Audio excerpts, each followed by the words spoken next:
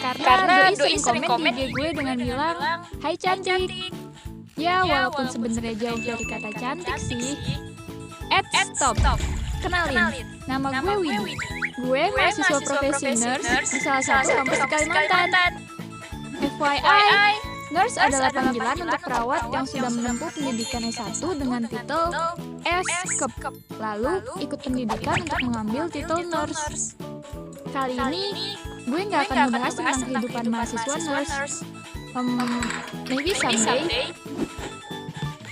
Sebelum gue lanjut cerita, gue minta waktu kalian sebentar ya. Gue mau ngucapin makasih banget buat kalian yang udah berkontribusi dalam video ini. Nah, buat kalian yang mau donasi, caranya mudah.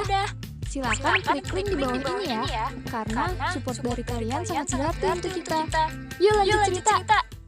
Oh iya, mahasiswa nurse bisa dibilang perawat magang yang kerja di rumah sakit. Tapi nggak digaji. Sedih ya. Terus, perawat senior sering memanggil kita dengan sebutan Dek Siswa. Layaknya orang-orang yang magang di tempat kerja lain, senior akan selalu mencari junior untuk bisa dimodusin. Dan gak sedikit yang jadi jodoh, lalu menikah. Tapi, banyak juga yang cuma jadi batu loncatan. Kayak gue misalnya. Iya, curcol deh. Mayoritas perawat di tempat gue magang adalah perawat single. Jadi setiap ada Dek Siswa, pasti dia tuh dimodusin. Terus minta tukeran akun sosmed dan nomor WhatsApp-nya. Saya lu bos. Dan inilah kisah pertemuan gue sama senior yang namanya Kak Andre. Kisah awalnya bermula pas gue dapet shift siang dan gue hampir telat.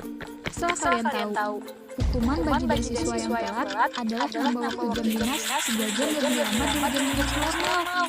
Hell no. Karena waktu itu gue lagi buru-buru, ya udah deh, asal nyelonong masuk ke ruang perawat tanpa ngetuk dan salam. Gue emang anaknya kurang sopan sih kata orang-orang. Pas gue mau naruh tas, ternyata di sana ada Kak Andre lagi ganti baju dong. Dengan spontan, gue teriak dan dijamin mata. Intip dikit Asli, gue gugup dan ngerasa takut karena gue ngerasa sikap gue kurang sopan. Sepanjang masuk dinas, gue kepikiran mana kita dinas di shift yang sama pula. Anjir, mampus nih gue. Karena pikiran ruwet, gue berusaha mengalihkan pikiran dengan mengadukan diri. Gantian infus lah, gantian spray yang udah kotor lah, dan masih banyak lagi. Sampai akhirnya, gue kebagian tugas untuk bantuin Kak Andre menyiapkan obat. Jujur, duduk di sampingnya dan nyiapin obat bareng dia buat gue keringet dingin coy. Apalagi kalau diinget-inget kejadian pas gue buka pintu itu. Malu banget. 5 menit pertama, gue nyiapin obat dengan membisu tanpa suara. Gue cuma diem tanpa sepatah kata. Sampai akhirnya, Kak Andre membuka topik pembicaraan. Bapak kamu tukang rapikan dia ya? Gak gitu deng. Intinya, dia ngajak ngobrol-ngobrolan deh.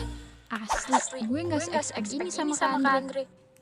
Soalnya, gue pikir dia bakal soal kayak perawat cowok yang lainnya. Ternyata, dia ramah banget. Dia nanya-nanya lengkap gue, asal sekolah, rumah, umur, tinggal sama siapa, cilok apa somai. Wah, pokoknya kayak petugas sensus deh. Tapi di lain sisi, gue masih kepikiran tentang kejadian itu. Hal itulah yang bikin gue gugup sampai gelagapan nanggepin obrolan Kak Andre.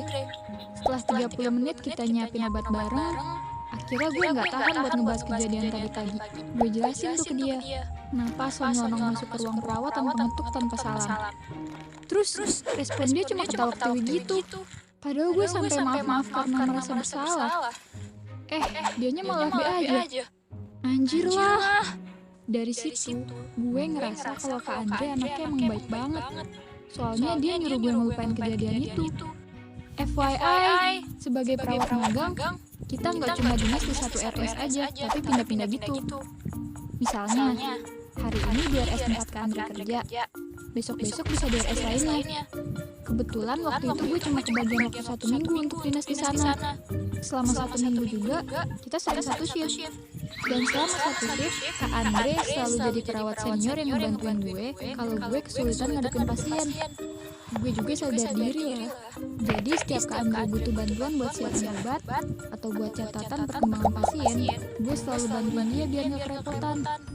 Gak kerasa, 1 minggu di RS tempat Kak Andre kerja, magang gue udah selesai.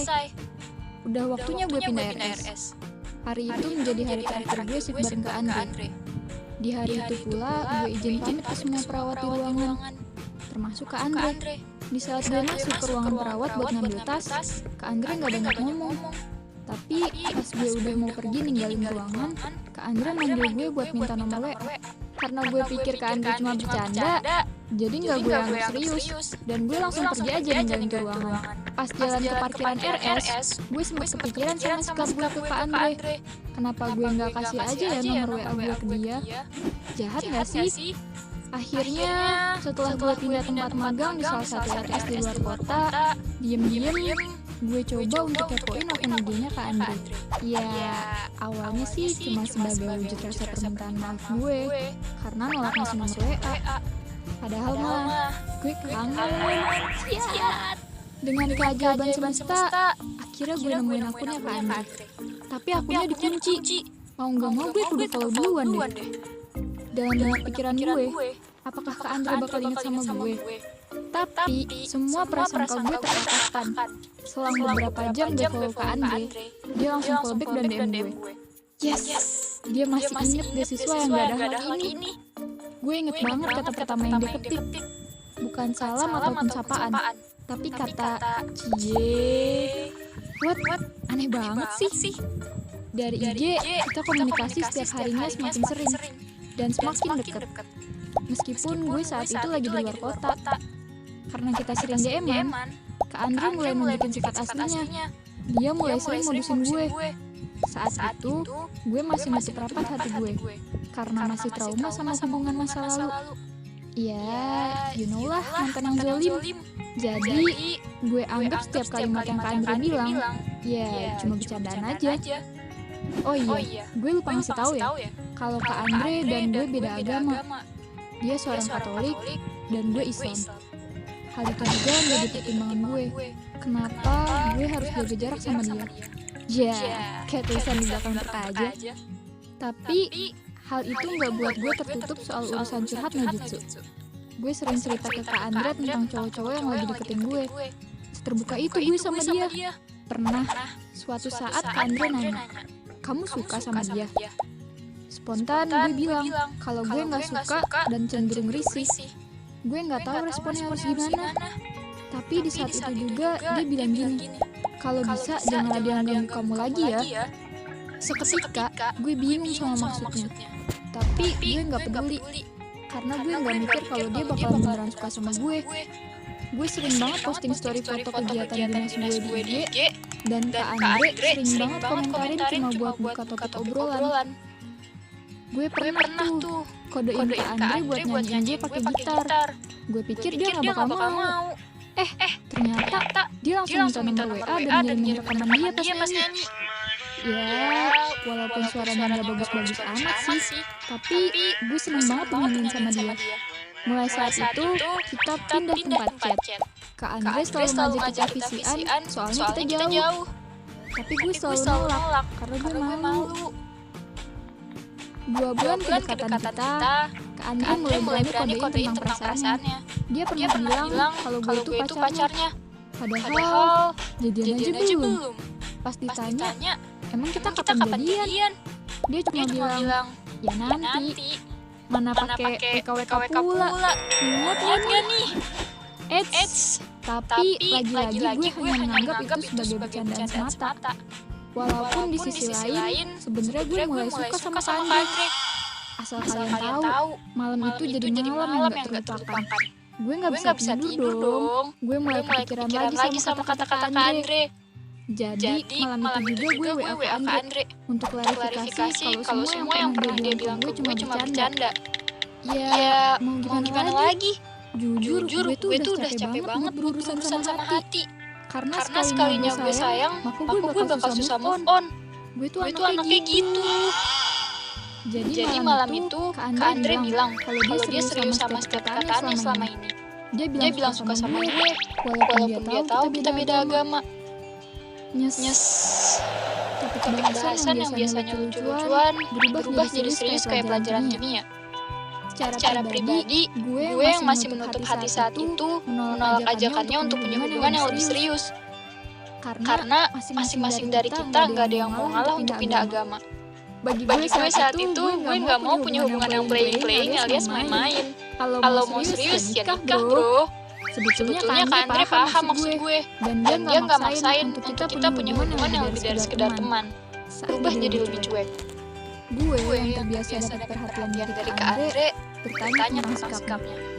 Tapi dia justru mengelak dan bilang, "Enggak kok, ini biasa aja.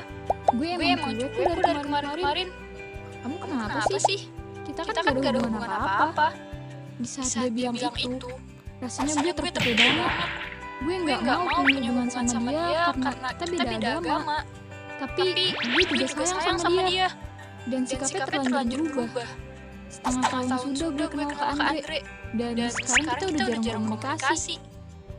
Meskipun kita udah jarang komunikasi, tapi rasa sayang gue ke Kak Andre belum hilang. Kak Andre punya janji buat jalan sama gue. Dan kita belum sempat ketemu setelah shift terakhir itu. Gue kangen sama Kak Andre yang dulu. Tapi ya mau gimana lagi, Kak Andre udah keburu jauh. Jujur, gue masih sering stalking akun sosmed Kak Andre. Dan di saat hari ulang tahunnya, tanggal 24 Juni 2020, akhirnya gue tahu Kak Andre udah balikan sama mantannya yang seiman dengannya. Gue sempat marah dan sedih banget sampai harus blok akun sosmednya. Sesedih itu karena gue udah siapin kado buat dia, jir. Dan mau ngajak dia ketemuan, tapi semuanya gagal. Jadi kadonya gue kirim pakai ojol ke RS di mana dia kerja. Alhasil, dia tahu kado itu dari gue. Dan di saat shift malamnya, dia nge-VC gue buat ngucapin terima kasih.